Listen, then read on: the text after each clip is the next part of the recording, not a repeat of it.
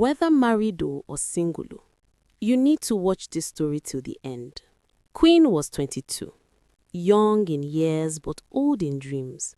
She carried her ambition the way some people carried prayer beads, always within reach, always rubbing it between her fingers when life felt uncertain.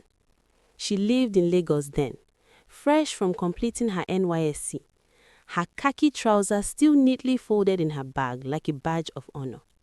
Each morning she woke up, believing the future was wide open. She told anyone who cared to listen that she would study human resource management until she reached PhD level. Not because she wanted to impress people, but because she loved the idea of helping people grow at work, fixing broken systems, and being a woman who stood on her own feet. She said it casually, with a smile. "I'm not stopping at first degree, I'm going all the way." Some laughed, some nodded, some said, "You are serious." But Queen meant every word. Hello guys, welcome to my channel where interesting stories of love, communication and empathy is told. Please like this video, subscribe to the channel, share it with your friends and drop your thoughts in the comment section below because stories like this touch many lives in ways we don't always talk about. Suitors started showing up almost immediately after her service year ended. It was like the city had been waiting. Calls came in the mornings, messages late at night, introductions through aunties, church members, family friends. Some were polite, some were bold, some came with gifts they could barely afford. Her phone rarely rested. Her mother noticed first.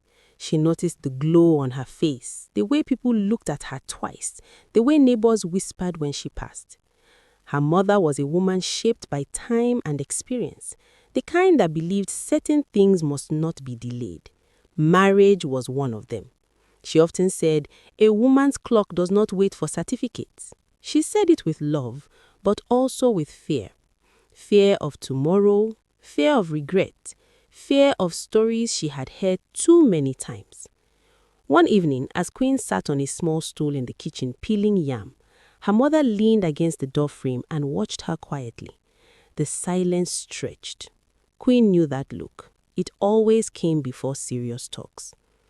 "You are 22 already. Men are coming. Good men. You don't reject blessings." Queen smiled softly. "Mama, I'm not rejecting. I just want time. I want to go back to school." Her mother sighed. "School will not run away. Marriage can." Queen wanted to laugh, but the weight in her voice held her back. She respected her mother deeply. This was the woman who woke before dawn to sell, who saved coins in tins, and who prayed loudly for her children. When such a woman spoke with worry, it entered the heart. Her father saw things differently. He was quieter, slower with words, but when he spoke, people listened. He believed in skills, in patience, in preparation. He believed a woman should never be trapped by lack of money. One night, as Queen sat beside him outside, listening to distant generators hum, he spoke gently. "Marriage is good," he said, "but education and skills are safety. Build yourself first. The right man will meet you on the way." Queen nodded eagerly. This was the voice that echoed her own thoughts. She felt understood, seen. She wanted to hug him right there. But life rarely listens to one voice alone. Her mother kept reminding her of age, of pressure, of relatives who would soon start asking questions. Friends added their own opinions. "You can do both, marry and still study." Others said, "Don't let a good man go." Then came he. He was a pilot. Tall, calm, confident. The kind of man people respected without knowing why. His job alone carried weight. When he spoke, he chose his words carefully. When he smiled, it felt safe. He told Queen he admired her ambition. He said he liked smart women. He promised support, stability, comfort. He spoke of travel, of a good life, of partnership. Her mother's eyes shone when she heard his profession. A pilot. Her father asked questions quietly, about values, about plans. The man answered smoothly. Everything seemed to fit. Queen's heart was confused. She liked him, yes. She felt proud walking beside him, but something inside her whispered, not yet. She pushed the thought aside. Maybe fear was just fear. Maybe this was timing. Pressure became daily. Others are marrying. People are talking. You are not getting older. Each sentence chipped away at her resolve. She started doubting herself. Was she being stubborn? Was she overthinking? What if she waited and lost everything? One afternoon, after a long conversation that ended in tears, Queen agreed. She didn't announce it with joy. She didn't jump. She simply said, okay. That single word carried the weight of many dreams folded and set aside. The wedding preparations moved fast, faster than her heart could catch up.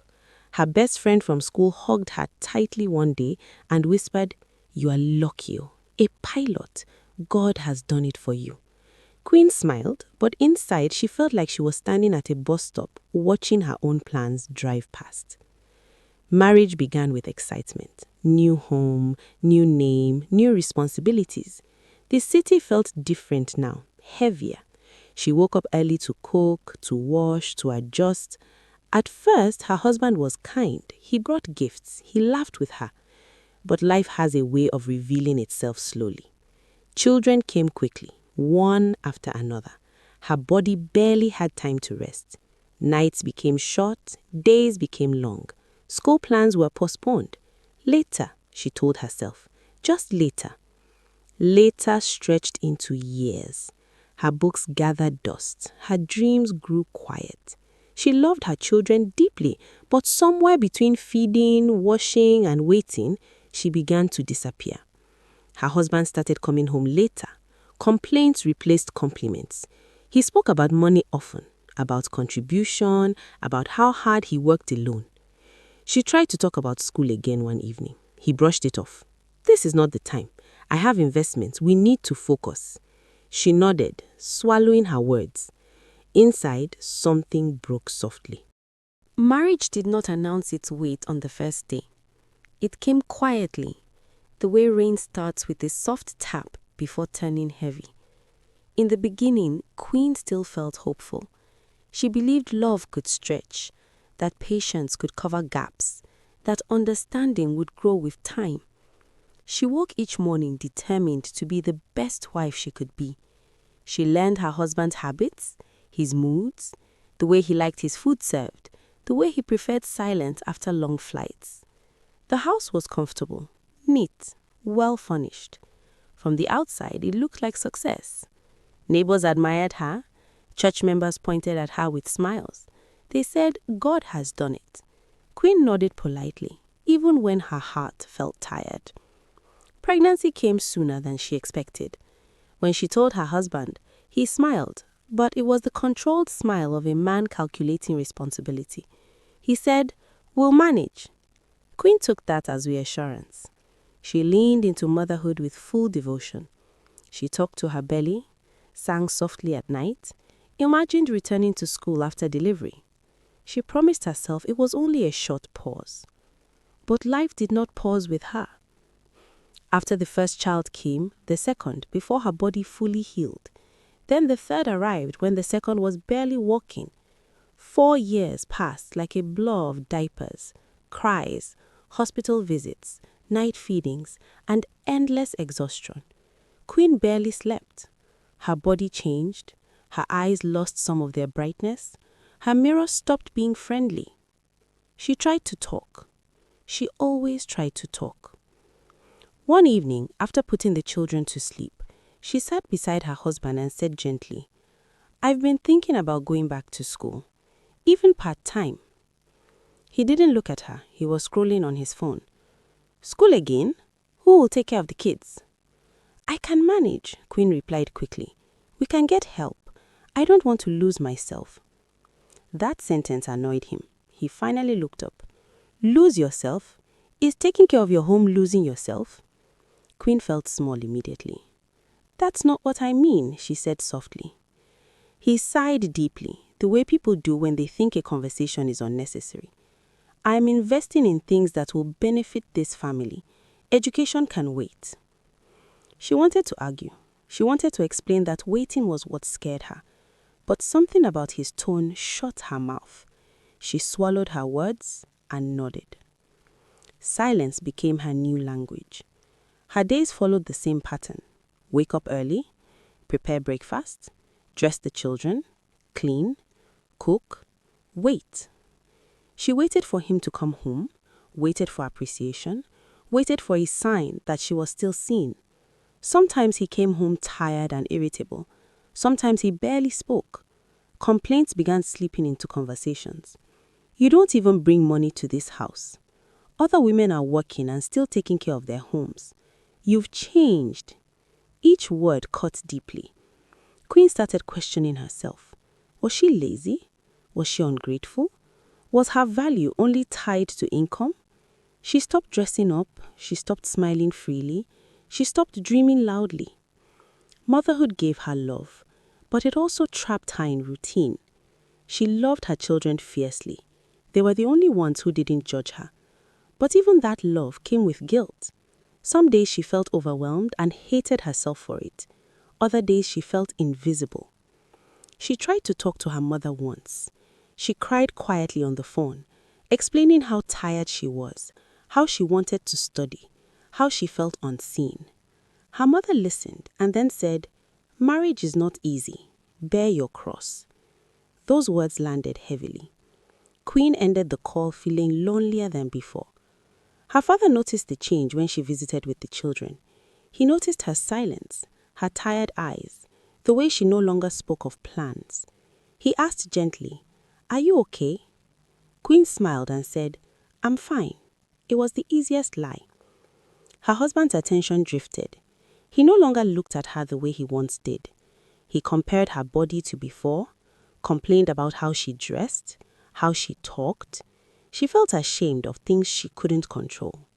She started apologizing too much.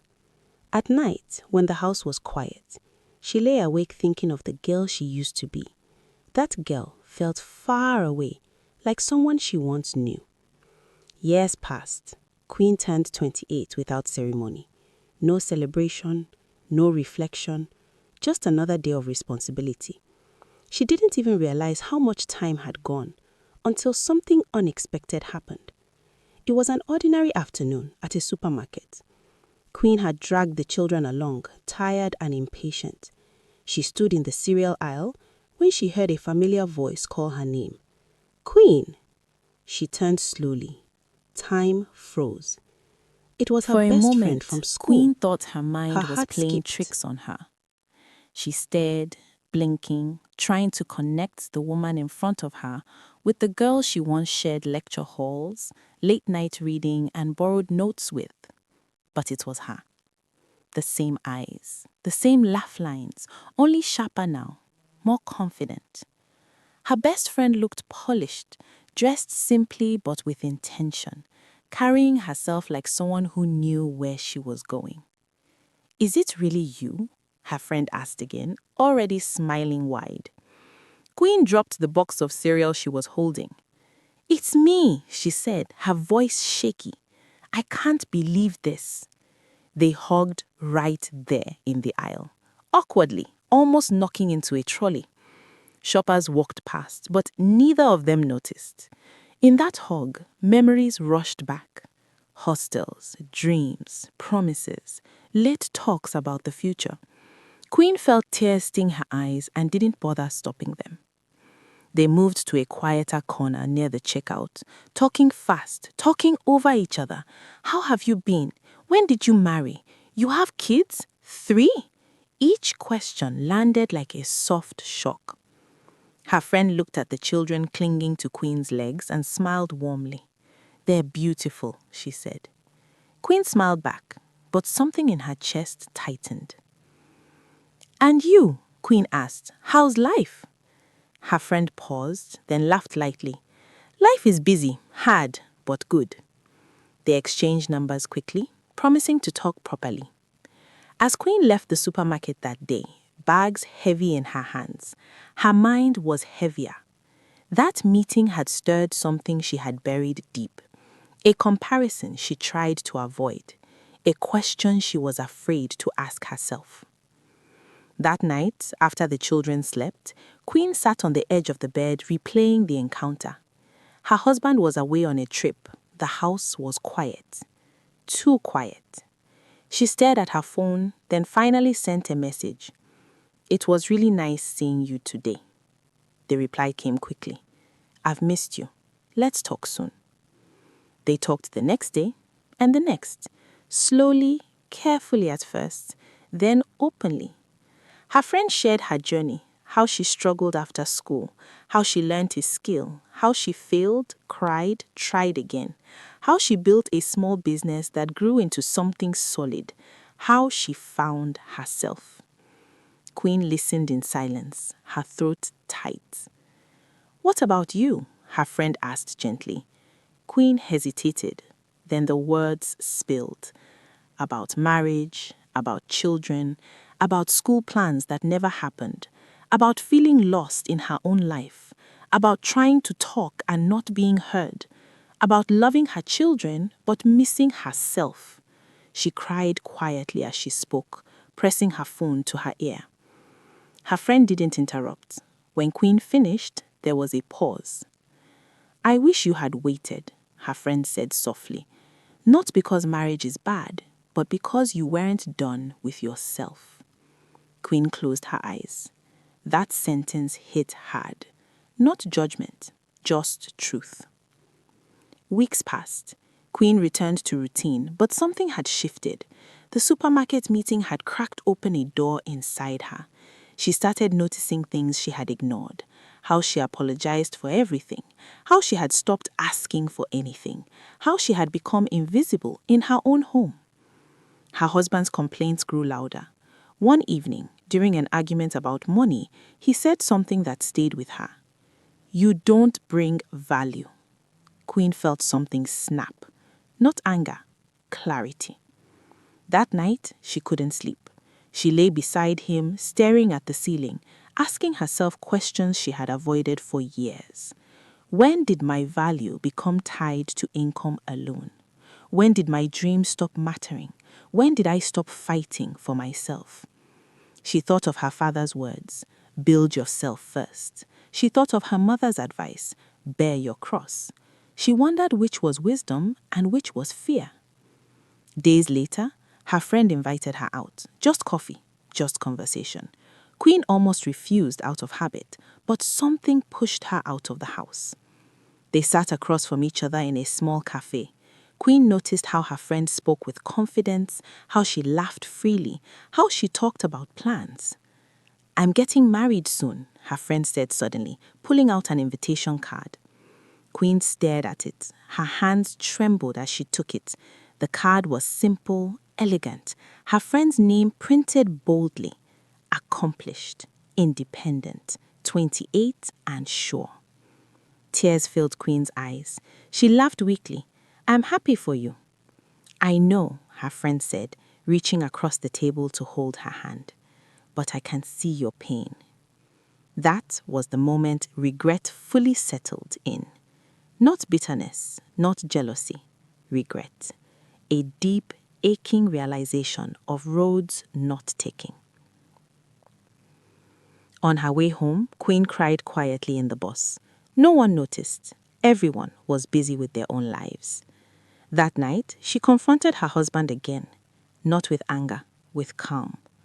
"I want to study," she said firmly. "I need to do this." He laughed dismissively. "This again?" "Yes," she said. "This again." He shook his head. "It's not possible." Queen felt the final piece of herself fall into place. This was not misunderstanding. This was refusal. She stopped arguing after that, but inside she began planning, quietly, carefully. Time passed. She started small, online courses, reading again at night, reconnecting with her mind. It was hard, exhausting, but it felt like breathing again. Her husband noticed the change and didn't like it. More complaints followed, more coldness. But Queen had changed. She was no longer shrinking. Her mother still told her to endure. Her father looked at her with silent pride. Queen was not free yet, but she was awake, and that made all the difference. The wedding invitation stayed on Queen's bedside table for days. She didn't put it away. She didn't tear it. She just let it sit there, staring at her every morning when she woke up and every night before she slept. The card felt heavier than paper. It carried years of choices, pauses, and silent sacrifices. She replayed that cafe conversation again and again, not because her friend had said anything hurtful, but because the truth had been spoken gently, without blame. That was what made it painful. There was no enemy to fight, no one to shout at, just reality standing in front of her. Life at home continued as usual, but Queen was no longer moving through it on autopilot. She became more aware of how conversations ended before they started, how decisions were made without her, how her husband spoke about the future as if she was only an extension of his plans, not a partner with her own. One night, as she folded clothes, her husband mentioned a business trip casually. He spoke for a long time about profits, partners, and expansion. Queen listened quietly. When he finished, she asked a simple question. "And what about me?" He looked confused. "What do you mean?" She said, "My plans, my growth." He waved it off. "We've talked about this." "Yes," she replied calmly, "but nothing changed." He frowned. "Why are you suddenly restless?" That word stayed with her, restless, as if wanting more from life was a disease. She didn't respond. She finished folding the clothes and went to bed. That night, she dreamt of her younger self standing in front of a classroom, speaking confidently. She woke up with tears on her pillow. Weeks later, she attended her friend's wedding. It wasn't easy, she almost didn't go, but something inside her needed to witness it, to close a chapter properly. She wore a simple dress, tied her headscarf neatly, and left the children with her mother. The ceremony was beautiful, simple, joyful. Her friend looked radiant, not because of makeup or dress, but she stood there whole. Queen clapped and smiled, but her chest ached. She wasn't jealous of the marriage. She was grieving the version of herself that could have stood there too, fulfilled in her own way. After the wedding, they hugged tightly. "You came," her friend said softly. "Yes," Queen replied, "I needed to." They didn't say more, they didn't need to. That night, Queen made a quiet decision. Not a loud vow, not a dramatic speech, just a decision. She would no longer abandon herself. She began waking up earlier, using the quiet hours before the children stirred, to read. She took online courses seriously. She reached out to people she once knew. She asked questions. She learned again. Slowly, her confidence returned, piece by piece. Her husband noticed, and tension grew. He accused her of neglecting the home. She pointed out that everything was still done. He accused her of changing. She agreed. "Yes," she said, "I'm changing." Arguments became frequent. Silence followed. The house felt colder. But Queen no longer blamed herself for the discomfort. Growth often makes people uncomfortable, especially those used to control. Her mother visited one afternoon and sensed the tension. She pulled her aside. "You are pushing too much," her mother said. "Peace is important." Queen looked at her mother with tired eyes. "So is purpose." Her mother sighed. "Marriage is sacrifice." "I've sacrificed," Queen replied softly. "I'm empty." That conversation ended without resolution, but it marked a shift. Queen was finally speaking her truth, even when it wasn't welcomed. Months passed, and Queen completed her first certification. It wasn't a PhD, It wasn't even a degree, but it was hers. She cried quietly when she received the email. Not because of the paper, but because she had proven something to herself. She shared the news with her husband. He barely reacted. "That's good," he said flatly. That was when Queen understood something important. Validation would not come from him. If she waited for it, she would wait forever. The real shock came on another ordinary day, at another supermarket. Different aisle, different time, same feeling. She ran into a former colleague of her husband's wife. The woman smiled brightly and said something without thinking. "Oh, you're the pilot's wife. I heard he travels a lot these days. Must be nice having so much free time at home." The words were casual, innocent, but they burned. Free time. Queen smiled politely and walked away, but inside she felt exposed, reduced, labeled. That night, her husband confronted her again. This time, the conversation went deeper. "I feel alone," she said. "I feel unimportant." He looked irritated. "I provide everything." "I'm not a child," she replied. "I'm your wife." The argument escalated. Words were said that couldn't be taken back. Accusations, defensiveness. At some point, he said, "If you wanted a career, you shouldn't have married." Silence followed. That sentence changed everything. Queen didn't scream. She didn't cry. She just went quiet. Something inside her settled. The confusion lifted. She finally understood that love without support could slowly destroy a person. That night, she packed a small bag and took the children to her parents' house. Not to live forever, not yet, just to breathe. Her father welcomed her without questions. Her mother looked worried but said nothing. Days passed. Queen rested. She thought. She prayed. She reflected. She remembered who she was before the noise. When her husband called, she answered calmly. "I need time," she said, "to think." He was angry, he was confused, but Queen was steady. For the first time in years, she felt grounded. She didn't know what the future held. She didn't know if the marriage would survive, but she knew one thing clearly.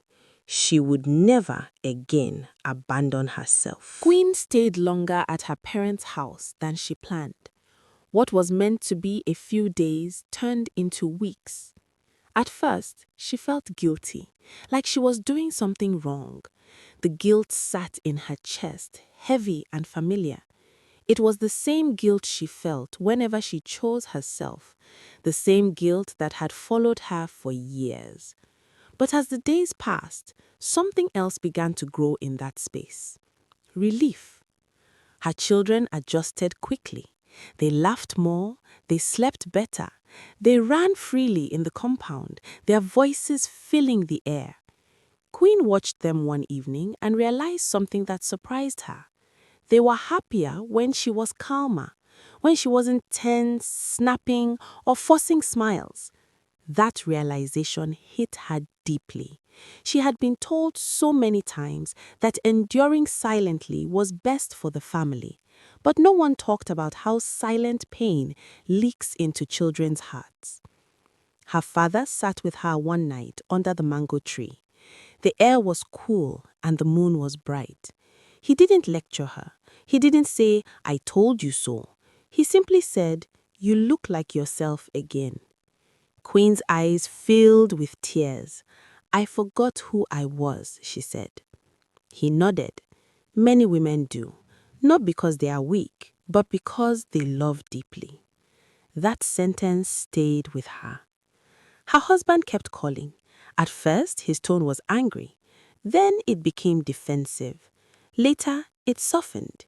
He complained about the house being quiet, about missing the children. He asked when she was coming back. Queen listened carefully. She noticed something important. He spoke about what he missed, but not about what she had said. Not about her pain, not about her dreams. One afternoon, they finally spoke honestly. "I don't want to lose my family," he said. Queen replied calmly, "I don't want to lose myself." There was silence on the line, long silence. She realized then that love alone was not enough. Understanding had to walk beside it. Respect had to sit at the table too. Without those, love slowly turns into obligation.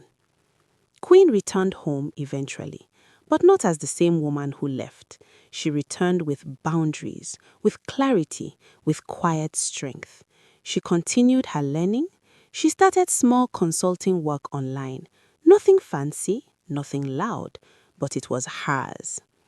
Each small success rebuilt her confidence. Her marriage did not magically become perfect. Some days were hard, some conversations were uncomfortable. But Queen no longer swallowed her words to keep peace. She spoke gently but firmly. Sometimes her husband listened, sometimes he didn't. But she no longer tied her worth to his response. Her mother watched her closely. One day she said, "You've changed." Queen smiled softly. "I had to." Her mother sighed, then said something unexpected. "Maybe I was afraid for you." Queen understood. Fear had shaped many decisions in that house. Fear of shame, fear of loneliness, fear of stories people tell when a woman waits too long. Queen held her mother's hand and said, "I know." That was forgiveness. Quiet, necessary. Years later, Queen stood in a classroom again, not as a student, but as a facilitator. She was invited to speak to young women about career growth and life choices. As she spoke, she saw herself in their faces, bright, hopeful, afraid. She didn't tell them what to do, she told them her story. She told them that marriage is not a mistake, but entering it without finishing yourself can cost you deeply. She told them that love should never silence a person's dreams. She told them that patience is powerful, but so is timing. After the session, a young lady approached her with tears in her eyes. "Thank you," she said. "I thought I was selfish for wanting more." Queen hugged her. "You are not." That night, as Queen sat alone, she opened her Bible. A verse she had read many times before suddenly felt alive. "Above all else, guard your heart, for everything you do flows from it." Proverbs chapter 4, verse 23. She closed the book slowly. That was it. That was the lesson. Guard your heart, not just from others, but from decisions that slowly drain you, from pressure disguised as love, from fear dressed as wisdom. Queen did not become perfect. Her life did not turn into a fairy tale, but she became whole, and that was enough. If you're watching this and you see yourself in Queen, know this. It's okay to pause. It's okay to reflect. It's okay to grow at your own pace. Love and communication can be learned. Dreams can be delayed, but they don't have to die. You've got this. Like the video, subscribe to the channel, share with someone who needs this, and tell us your thoughts in the comments.